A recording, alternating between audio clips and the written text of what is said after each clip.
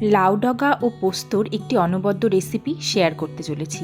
প্রথমে লাউ ডগা কচি পাতাগুলোকে বেছে ধুয়ে পরিষ্কার করে নিয়েছি, তারপর কুচি করে কেটে নিয়েছি।